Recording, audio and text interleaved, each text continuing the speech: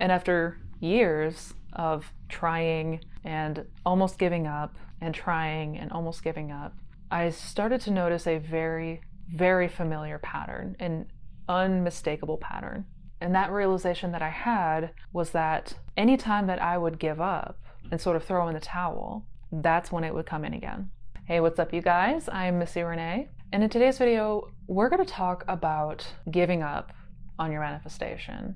This video is for people that feel like they have tried everything, tried every method, you've tried every technique out there, you have perhaps been sticking to a mental diet, you've been jumping through all of these hoops, and it still feels like nothing's happening, nothing's changing, and it doesn't feel like you're getting anywhere. In fact, it might feel like it's getting worse.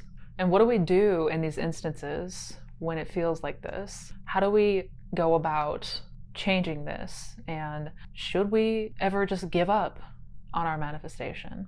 So if these are feelings that you have struggled with or maybe struggling with right now, this video is definitely for you. The word detachment is a word that can strike a lot of fear in the hearts of people in this community because it's the last thing that we want to do. We don't want to give up on something that we want. That's not in our nature, and it's certainly not anything that we should be forcing ourselves to do. But the first thing that I want to do is help to clarify that when I talk about detachment in this video, when I talk about surrendering, we want to detach from the state of desiring. Not that we need to detach from the thing itself or get rid of the thing itself. But the thing is, for a lot of people on this journey, you reach a point where you want to give up. You reach a point where you get so frustrated and so ready to throw in the towel because it feels like no matter what you're doing, no matter how hard you try, no matter how many methods, no matter how good your mental diet or your imaginal scenes and your imaginal acts, none of that seems to be doing anything. We still see nothing. There's radio silence, no movement, nothing even giving us a hint that we're getting any closer to our goal. And that is a very defeating feeling. And this was absolutely something that I experienced and dealt with on my journey.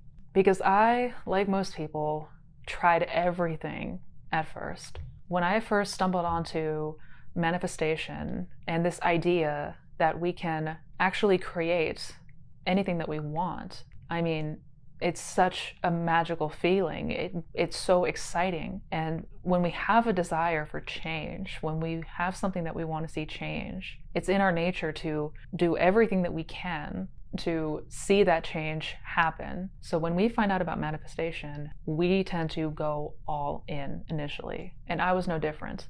I would try everything under the sun. I was constantly affirming. I was trying all of these methods, all of these different exercises, the 5-5-5, 3-6-9, the water cups that transport you to a new dimension or whatever. I tried all of it, and I pushed myself to a point, and I was so stubborn that really what I was doing was just suppressing any sort of negative emotion. Because to me, I truly felt like I had to be positive all the time. Like if I was just able to be happy, if I was just able to keep the bad thoughts at bay, if I could just keep myself going somehow, that it would finally show up. And sometimes I would see movement. Sometimes I would see proof that something was happening, that something was shifting and changing. But it was always very fleeting when it did, and if it did. And after years of trying and almost giving up and trying and almost giving up, I started to notice a very, very familiar pattern, an unmistakable pattern. And that realization that I had was that anytime that I would give up and sort of throw in the towel, that's when it would come in again. That's when it would finally show up. Which leads me to the most important point of this entire video. And if you take nothing else away from this video, except this one thing, it will radically change your life. You cannot keep trying to manifest and expect it to work and expect it to show up and stick around. And I know that this idea goes completely against everything that we've been taught and everything that we've been conditioned to believe. And hence why this part, this detachment or letting go, is so difficult for us to do. Because the way that we've been conditioned is that we need to work really hard if there's something that we want. Our whole lives since we were children, we've been taught that we need to be motivated, we need to take action. If we want to achieve something, if we want to change something, the only way we're going to see that change is taking the necessary action and working hard. We have to put in the work in order to get it. We are inundated with this idea. We see it everywhere in society. From what our parents taught, our teachers in school taught us, we all hear the same thing, and that is if you want to be successful and if you want to see positive change in your life, you gotta work hard for it. And what I discovered in my big epiphany was that this couldn't be further from the truth. And here is why, and this is important. When you are in the state of trying to get it, when you are in the state of trying to take actions for it, finding ways that you can push yourself more and more to achieve it, you are in the state of trying. You are in the state of observing that you don't have it and that you need to take some sort of conscious action to get it. But the overarching theme to this mentality and this state is that you don't have it.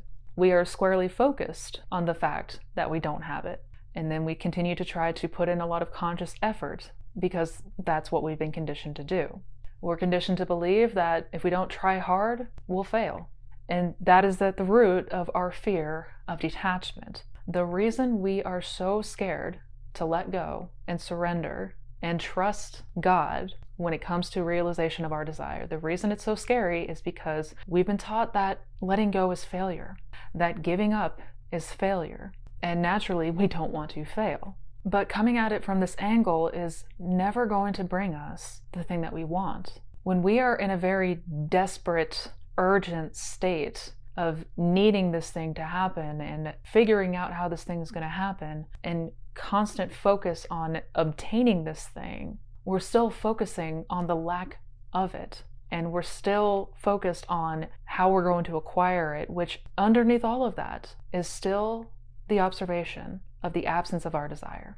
We are not imagining, we are not aware of already being the person that we want to be or having the thing that we desire to experience. The most important thing that we need to realize when it comes to conscious manifestation is most of it is done unconsciously. And what I mean by that is that when you have a desire for something, that desire is a gift from God. It's a gift from your higher self. The source of all that is whatever you want to call it. But it is a gift to you. And that gift already comes with the means and ways of perfect expression. So not only do we receive the desire as a gift, but we also receive the means and ways in which it is going to unfold for us naturally. That is not something that we need to consciously know and that we need to figure out or work harder for. And a really good analogy that I like to use, think about your desire like an apple seed. That apple seed already has all of the blueprint and instructions to become an apple tree. It already knows how to do that. It's got a set of instructions. All we need to do is plant that seed in fertile soil. And after we do that, we just keep the environment ripe to allow that seed to grow. But when we continue to try to manifest it through force or willpower or trying to make it happen, we're just blasting this seed. We're just bombarding it. We're oversaturating it. We're overwatering the seed. And then we go and we dig up the seed and check it and examine it and to see why is it not growing? Why is it not growing? Because you're doing too much to it. If we leave it be and let it do its thing, it's already got the instructions on how to grow. As long as the environment is ripe for it, it's gonna grow. This is, in effect, the same thing that we're doing when we keep trying to get our desire, when we keep trying to take action, or when we keep trying to micromanage, or when we keep trying to figure out how it can happen, consciously interjecting and not letting our true nature, that is your higher self, that is God, take over and allow it to grow, allow it to unfold. When we are constantly fixated on technique after technique and having to jump through hoops and do all of these things, we're in effect oversaturating that seed, that impression, more than anything. If we can learn to just let go and trust the process, that is how it's going to unfold every time, like that. There is an ancient Chinese philosophy called Wu Wei, and it roughly translates into no action, or the art of no action. Essentially, it means to go with the flow. And it is one of the central points of Taoism, of being able to just go with the natural flow of life and stop trying to interject and stop trying to intercept and continuing to try to push ourselves with sheer willpower and force. And when I learned about Wu Wei and the art of taking no action, this is when everything flourished. Everything started coming to me, one manifestation after the other, after the other, after the other. It was like I had everything backlogged, congested from all of the action and force I was trying to take. And as soon as I released all of that, as soon as I let go of needing to control every aspect of how this thing was going to come to me, as soon as I did that, they all started coming in. And understandably, this is a very different approach than what we are used to and what we are conditioned to do. It may take some practice. It may not feel right to just let go and trust the process. That can feel very challenging for us, especially if it's in your nature to need to have that control, need to have that perfect streak, that perfectionism, needing to do things a certain way to make sure that it's right. This can be very different and perhaps even difficult to initially get adjusted to. But you must, because ultimately, the truth is, we will not manifest what we want. We will not manifest our desire from a place of trying too hard. Now, because I don't like speaking in absolutes, I will say that there may be exceptions to this. Perhaps there are people out there who do experience success with blasting their intentions. But for the majority of people, and myself included, this has not been an effective approach. And so this video is all about offering a different approach and why detachment is so necessary in most cases. And if you have tried everything up until this point, you have tried every technique out there, you have tried to persist through conscious means and effort and willpower, you have tried and tried and tried and tried and still nothing, I suggest you give this a shot.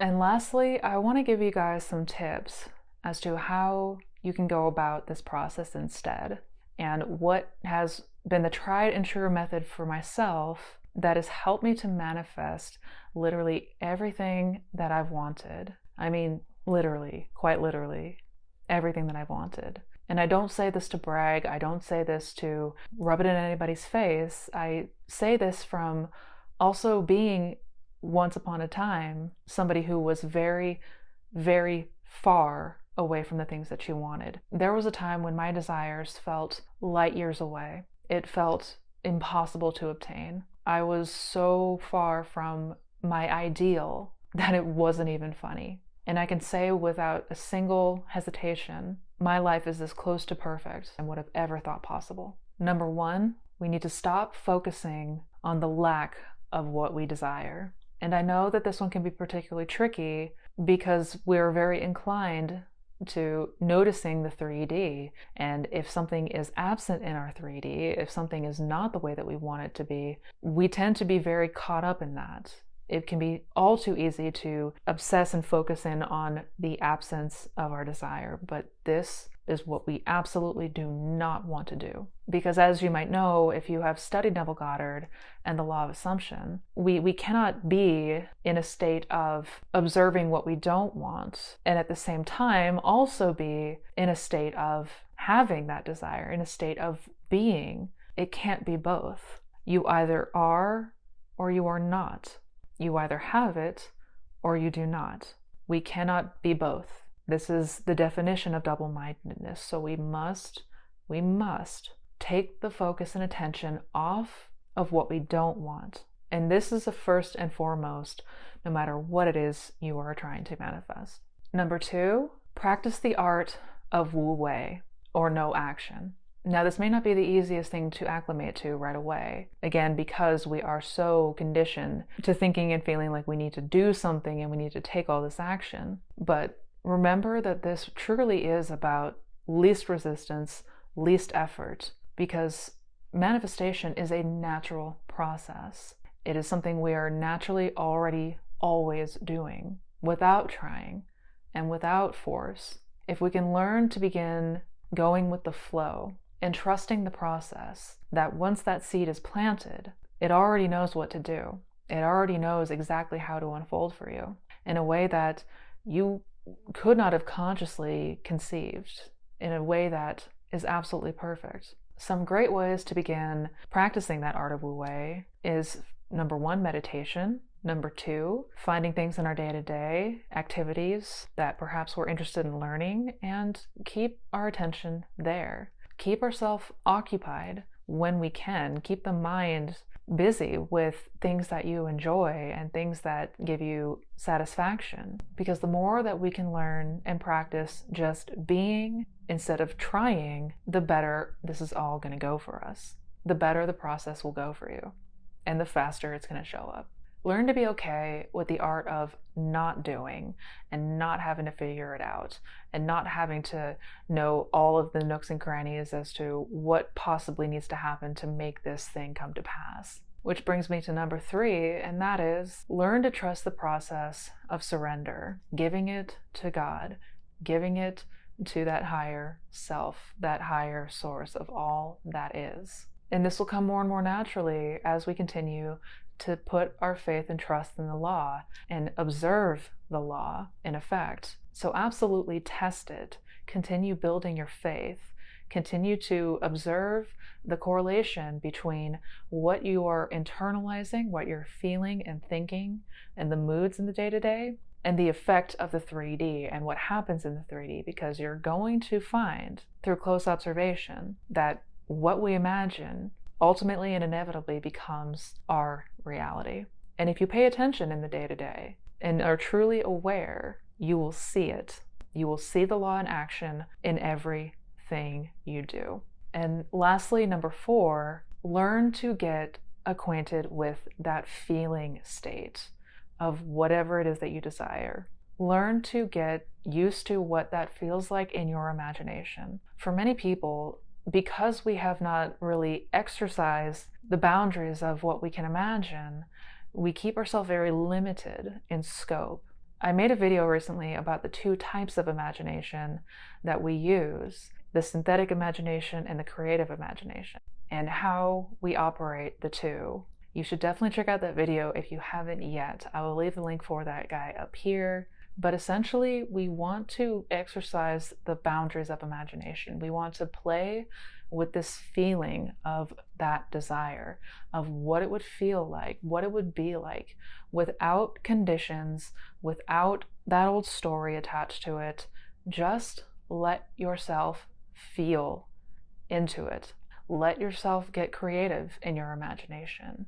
Let yourself explore new states of being, because you can go anywhere in your imagination.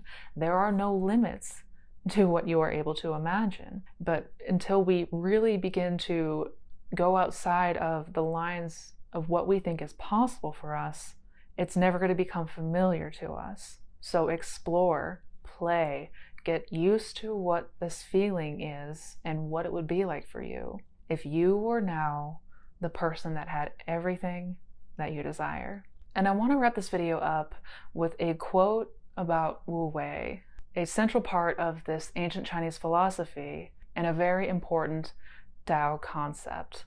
When you enlarge your mind and let go of it, when you relax your qi, when your body is calm and unmoving, and you can maintain the one and discard the myriad disturbances, you will see profit and not be enticed by it.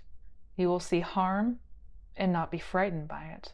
Relaxed and unwound, yet acutely sensitive, in solitude you delight in your own person.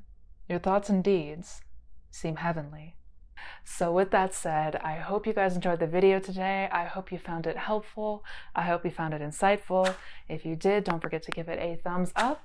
And if you are interested in checking out any of my other resources, I will have links down below to my coaching programs, my courses, my workshops, my blog, my social channels, all of that good stuff. I got tons of resources down in that description box, so don't forget to check it out.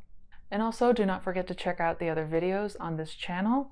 Don't forget to check out my Manifestation Fundamentals playlist. Each video is a different topic, but they all pertain how to manifest the best life possible. So until we meet again, you guys, as always, please take care, be well, and never forget to go with the flow and trust the process, because you are more powerful than you could possibly realize. Happy manifesting, you guys.